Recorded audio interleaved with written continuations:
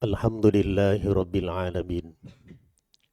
Alhamdulillahil Qawiyil Azim Ar-Ra'ufir Rahim wa walladhi yaqdi bil haqqi wa yahkumu bil adli wa huwal azizul hakim. Ashhadu an la ilaha illallah wahdahu la syarika lah al-malikul haqqul mubin. Wa ashhadu anna sayyidana Muhammadan abduhu wa rasuluh al-mab'uthu rahmatan lil alamin. Allahumma salli wa sallim wa barik ala sayyidina Muhammadin sallallahu alaihi wasallam wa ala alihi wa ashabihi ajmain wa man tabi'ahum bi ihsanin ila yaumiddin. Amma ba'd, fa ya ayyuhan nasu taqullah usikum wa nafsi bitaqwallah faqad fazal muttaqun. Ya ayyuhalladzina amanu taqullah wa qulu qawlan sadida yuslih lakum a'malakum wa yaghfir lakum dhunubakum wa may yuti'illaha wa rasulahu faqad faza fawzan 'azima. Rabbana shrah lana sudurana wa yassir lana umurana wamhu 'anna sayyi'atina wahtim bis solihati a'malana wa tawaffana wa anta radin 'anna bi rahmatika ya arhamar rahimin. Ayyal hadirun rahimani wa rahimakumullah. Marilah kita senantiasa meningkatkan keimanan dan ketakwaan kita kepada Allah Subhanahu wa taala. Tentunya adalah dengan imtithalu awamirillahi wastinabu nawahihi. Kita semuanya berupaya sekuat tenaga kita untuk istiqomah kontinu terus-menerus di dalam rangka melaksanakan perintah-perintah dari Allah Subhanahu wa taala. Dan kita berupaya sekuat tenaga kita pula untuk istiqomah kontinu terus-menerus di dalam rangka meninggalkan larangan-larangan dari Allah Subhanahu wa taala. Tentunya adalah dengan harapan besar mudah-mudahan dengan keimanan dan ketakwaan tadi kita semuanya mendapatkan kehidupan yang bahagia, sukses, beruntung dunia dan akhirat. Amin ya rabbal alamin. Hadirin jamaah Jumat semuanya yang dimuliakan oleh Allah Subhanahu wa taala. Dalam khutbah kali ini khatib akan menyampaikan salah satu tema, niatmu menentukan nilai amal solehmu.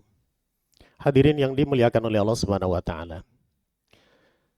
Niat adalah sesuatu yang sangat penting di dalam kita melaksanakan ibadah kepada Allah Subhanahu wa taala. Dan bahkan saking pentingnya kita bisa melihat misalkan ketika kita berwudu atau sholat atau ibadah-ibadah yang lain. Niat itu adalah merupakan rukun dari ibadah tersebut. Sehingga kalau misalkan niat tadi tidak tercover di dalam ibadah, tentunya ibadah kita tidak sah. Dan niat itu apa? Niat itu adalah al-qasdu wal azmu ala fi'li syai'in. yakni suatu tekad di dalam hati kita yang dibarengi dengan pekerjaan atau dibarengi dengan perbuatan. Karena memang seseorang itu akan memperoleh pahala atau tidak dari seluruh amal soleh yang dia lakukan adalah tentunya dilihat bagaimana dia niatnya, apakah karena Allah atau karena selain Allah Subhanahu wa taala. Sehingga Nabi kita menyampaikan di dalam hadis riwayat Imam Muslim, insyaallah kita semuanya sudah tahu itu, Nabi bersabda, innamal a'malu binniyati wa innama likulli imri'in ma nawa. Jadi sesungguhnya amal perbuatan manusia itu adalah sesuai dengan yang diniatkan, dan seseorang nanti akan memperoleh tentunya dari sesuai dengan niat masing-masing. Hadirin yang dimuliakan oleh Allah Subhanahu wa taala. Di samping itu adalah niat merupakan at-tafriqah bainal ibadah wal adah.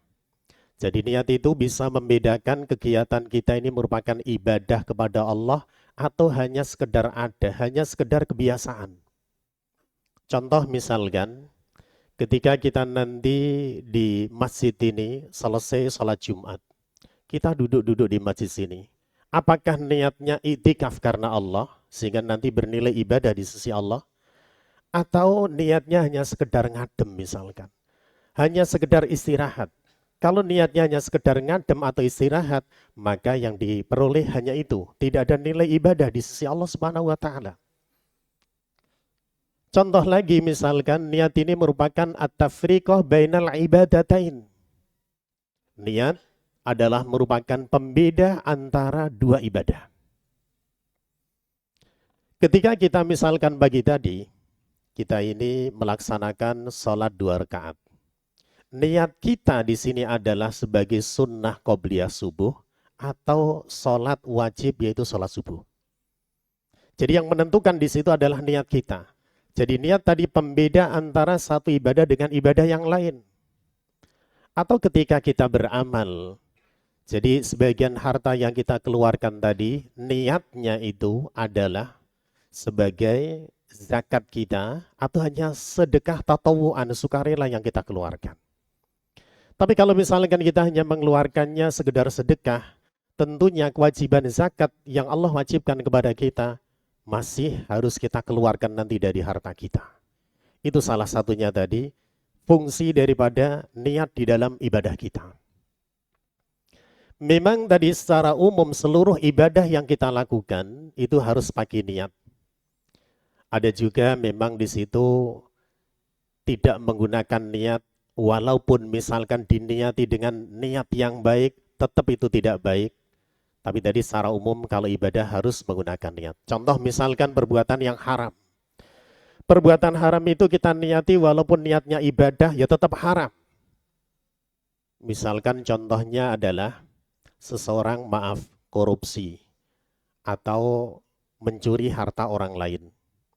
Walaupun niatnya adalah baik, untuk nanti bisa dipakai umroh atau haji atau bangun masjid misalkan, walaupun niatnya baik, akan tetapi pekerjaan yang dilakukan tidak baik, justru malah bernilai dosa di sisi Allah Subhanahu wa taala.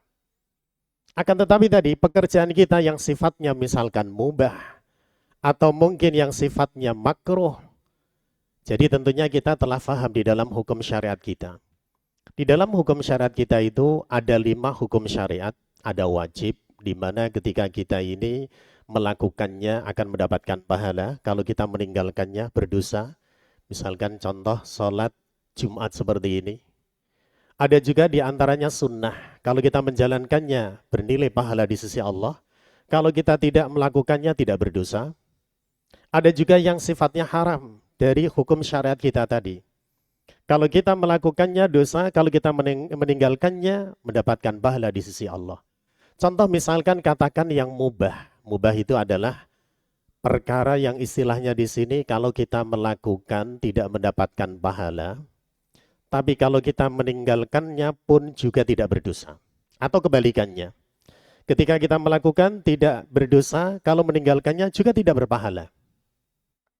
Akan tetapi tadi perkara mubah ini bisa bernilai ibadah kita di sisi Allah Subhanahu wa taala manakala kita niatkan dengan baik.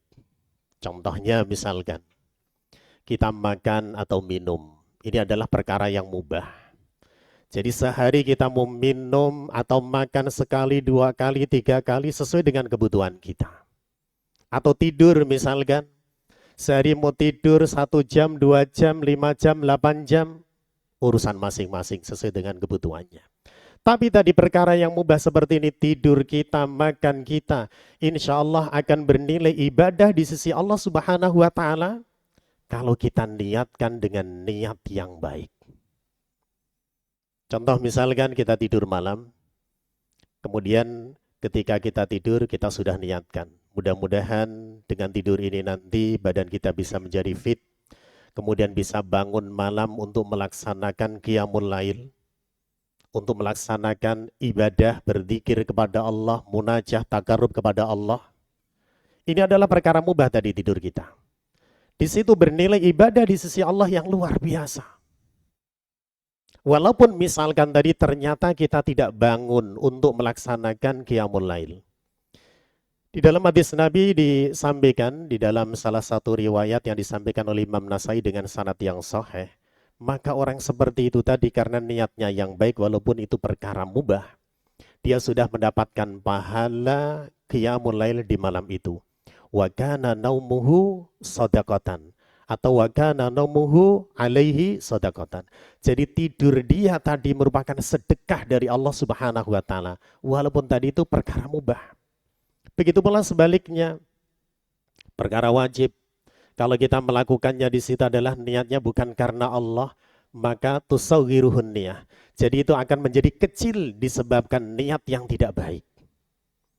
Sehingga ketika kita melakukan ibadah-ibadah, terutama yang wajib, maka murnikan niat kita hanya karena Allah Subhanahu wa taala. Jangan sampai nanti kita sudah capek-capek, ternyata tidak ada hasilnya, tidak ada pahalanya di sisi Allah Subhanahu wa taala. Habaan mansura, sia-sia. Kita sering melakukan seperti itu. Ibadah-ibadah yang besar akhirnya berantakan nilai amal solehnya. Di antaranya kurban kita sering kita pamer-pamerkan. Haji kita, umroh kita misalkan. Sedekah kita membangun masjid atau ke lembaga-lembaga sosial. Di antara di sini sia-sia, kenapa? Karena kita hanya mencari pujian, sanjungan atau penghormatan dari seseorang. Naudzubillah min dzalik. Makanya dengan demikian tadi murnikan di seluruh nilai amal-amal soleh kita, sehingga insya Allah nanti pahalanya kita akan peroleh di sisi Allah Subhanahu wa taala yang luar biasa. Jangan sampai nanti justru malah kita sudah capek-capek, tadi saya sampaikan, biayanya cukup banyak, akan tetapi ternyata tidak ada nilainya di sisi Allah. Dan bahkan di dalam hadis riwayat Imam Muslim dari sahabat Abi Hurairah, orang-orang seperti ini adalah nanti di hari kiamat termasuk orang yang pertama kali akan dihisab oleh Allah dan akan dimasukkan ke nerakanya Allah Subhanahu wa taala. Naudzubillah min dzalik. Kenapa demikian? Karena bisu'in niyah, disebabkan niat yang tidak baik. Dalam hadis tadi yang saya sampaikan, yaitu riwayat Imam Muslim sanadnya dari Abi Hurairah, Nabi menjelaskan, nanti di hari kiamat, yakni ada 3 kelompok orang. Yang pertama kali dia akan dihisab, akan diadili oleh Allah Subhanahu wa taala sebelum yang lainnya. Dan 3 orang ini adalah dia yang akan pertama kali diseret mukanya ke neraka. Naudzubillah min dzalik. Semoga Allah melindungi kita dari hal yang seperti itu. Sebelum mereka orang-orang kafir, sebelum mereka orang-orang yang ahli maksiat diadili dan dimasukkan ke nerakanya Allah, justru di sini adalah 3 orang ini secara kasat mata adalah mereka ahli ibadah. Secara kasat mata mereka adalah orang yang selalu taat kepada Allah. Akan tetapi tadi niat yang tidak baik mengantarkan mereka justru pertama kali masuk neraka. Naudzubillah min dzalik. Siapa mereka itu? Yang pertama adalah rajulun ustusyhida, yakni seseorang yang dia mati syahid. Ketika orang yang mati syahid ini nanti dihadapkan di hadapan Allah Subhanahu wa taala, dan Allah akan membeberkan seluruh nikmat-nikmat yang Allah pernah berikan di dunia. Di antaranya diberi keberanian misalkan, atau badan yang gagah perkasa sehingga pandai memainkan ya alat untuk melakukan peperangan. Kemudian ketika ditanya tadi untuk apa nikmat-nikmat semuanya tadi, mereka menjawab, semuanya kami gunakan untuk jihad di jalan Engkau ya Allah. Dan Allah Maha tahu isi hati seseorang. Allah menyampaikan, kadzabta, bohong kamu.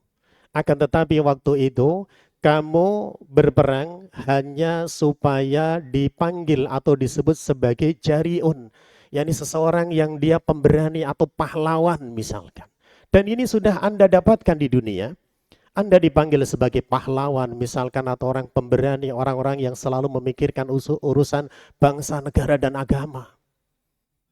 Karena itu sudah kalian dapatkan di dunia, maka Allah perintahkan, naudzubillah min dzalik, orang ini untuk diseret mukanya ke neraka pertama kali. Yang kedua adalah rajulun ta'allamal ilma wa 'allamahu wa qara'al Qur'an.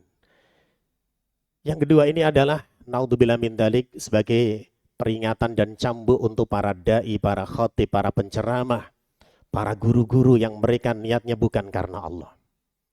Digambarkan oleh Nabi di sini adalah seseorang yang dia membaca Al-Quran, belajar Al-Quran dan mengajarkannya. Waktunya dihabiskan untuk mencerahkan umat. Waktunya dihabiskan untuk ceramah, memberikan istilahnya isi-isi di dalam urusan syariat Allah Subhanahu wa taala. Akan tetapi tadi niatnya bukan karena Allah. Ketika orang ini tadi dihadapkan di hadapan Allah Subhanahu wa taala, sama akan ditanya seperti orang yang pertama tadi. Jadi nikmat berupa kepandaian membaca Al-Qur'an, pengetahuan agama yang luas misalkan, digunakan untuk apa? Kata orang ini tadi, semuanya aku gunakan karena untuk Engkau ya Allah. Akan tetapi kembali lagi tadi, Allah Maha tahu isi hati seseorang. Kadzabta, bohong kamu. Waktu itu kamu melakukan itu semuanya adalah tujuannya supaya kamu dipanggil sebagai qori atau qori'ah, alim alimah, atau dai misalkan sejuta manusia atau apa misalkan. Dan itu sudah Anda dapatkan di dunia. Anda dikenal sebagai dai yang terkenal di televisi misalkan, dai yang sangat luar biasa ketika berkhutbah atau ketika menyampaikan ceramahnya. Dan ini sudah disampaikan kepada Anda ketika Anda berada di dunia. Sehingga nasib orang yang kedua sama seperti orang yang pertama, diseret mukanya ke neraka. Naudzubillah min dzalik. Kemudian yang ketiga adalah yang terakhir, yaitu orang-orang yang dianugerahi oleh Allah Subhanahu wa taala rizki yang luas. Dia gunakan diantaranya tadi ketika ditanya oleh Allah nanti di hari kiamat, semuanya aku gunakan karena Engkau ya Allah, sedekah, infak dan lain sebagainya. Tapi tadi kembali lagi, Allah Maha tahu isi hati seseorang.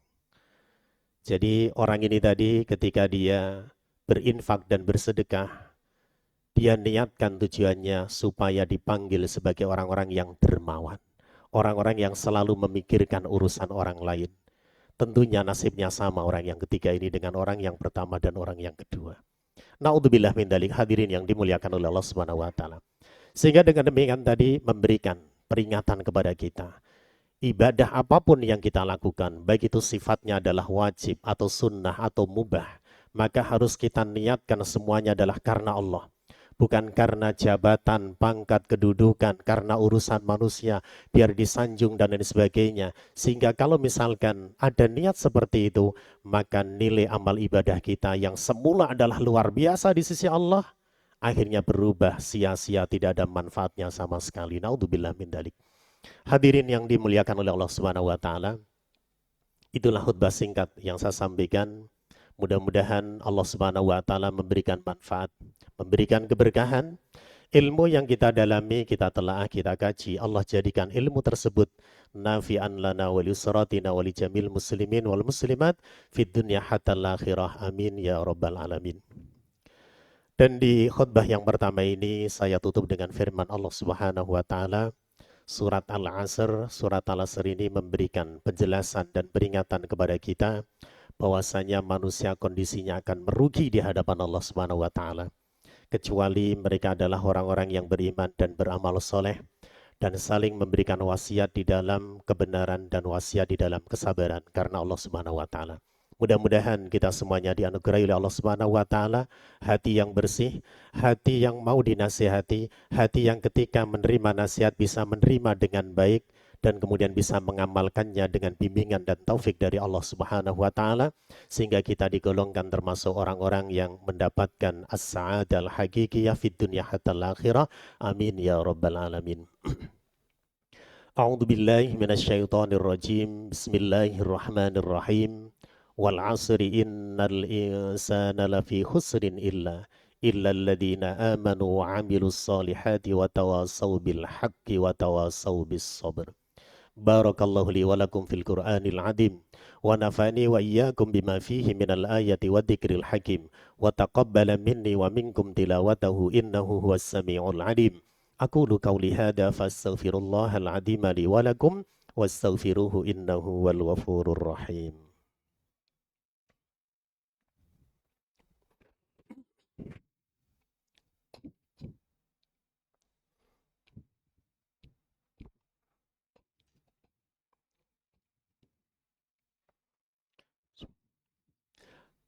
Alhamdulillahi rabbil alamin.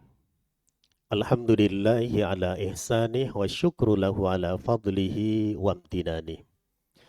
Ashhadu an la ilaha illallah wahdahu la syarika lah ta'ziman li sya'ni.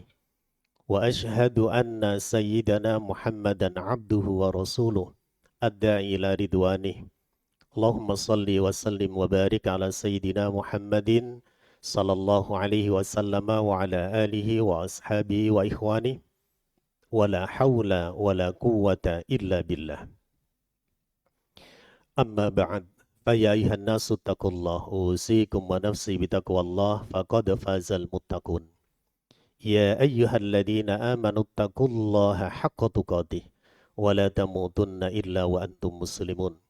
Wa qala ta'ala innallaha wa malaikatahu yusalluna 'alan nabi ya ayyuhalladzina amanu sallu 'alaihi wa sallimu taslima. Allahumma salli ala Muhammad wa ala ali Muhammad kama sallaita ala Ibrahim wa ala ali Ibrahim wa barik ala Muhammad wa ala ali Muhammad kama barakta ala Ibrahim wa ala ali Ibrahim fil alamina innaka hamidum majid. Hadirin yang dimuliakan oleh Allah Subhanahu wa taala, marilah kita senantiasa meningkatkan keimanan dan ketakwaan kita kepada Allah Subhanahu wa taala dengan menjalankan perintah dan meninggalkan larangan-larangannya. Dan kita selalu memohon dan berdoa kepada Allah, mudah-mudahan Allah membimbing hati kita untuk selalu melaksanakan ketaatan kepada Allah dan meninggalkan larangan-larangannya. Dan manakala ketika kita melakukan kemaksiatan karena kita mengikuti hawa nafsu kita, mudah-mudahan Allah berkenan mengampuni seluruh dosa-dosa kita, baik dosa yang besar ataupun dosa yang kecil, dosa yang kita lakukan dengan sengaja ataupun tidak sengaja. Mudah-mudahan Allah berkenan mengampuni seluruh dosa-dosa kita, dosa keluarga kita, anak istri kita, dosa para pembimbing dan guru-guru kita, serta dosa seluruh umat Islam semuanya. Amin ya rabbal alamin. Allahumma ighfir lil mu'minina wal mu'minat wal muslimina wal muslimat al ahya'i minhum wal amwat wa dha'if lahumul hasanat wa kaffir anhumus sayyi'at warzuqhum minal arzaqit thayyibat innaka ala kulli syai'in qadir. Allahumma ansur man nasara ad-din wa hadul man khadalal muslimin wa dammir a'da'aka a'da'a ad-din wa ahlikil kafarata wal mubtadi'ata wal musyrikina wal zalimin wa ali kalimataka ila yaumiddin. Allahumma tahhir qulubana minan nifaq wa a'malana minar riya wa lisanana minal kadhib wa a'yunana minal khiyanah innaka ta'lamu khaynatal a'yun wa ma tukhfis sudur. Rabbana hab lana min azwajina wa dhurriyyatina qurrata a'yun waj'alna lil muttaqina imama. Rabbana atina fid dunya hasanah wa fil akhirati hasanatan wa qina adzabannar. Wa sallallahu ala sayyidina Muhammadin nabiyil ummi wa ala alihi wa sahbihi wa baraka wa sallam. Subhana rabbika rabbil izzati amma yasifun wassalamun alal mursalin walhamdulillahi rabbil alamin. Aqimus shalah. Allahu akbar Allah.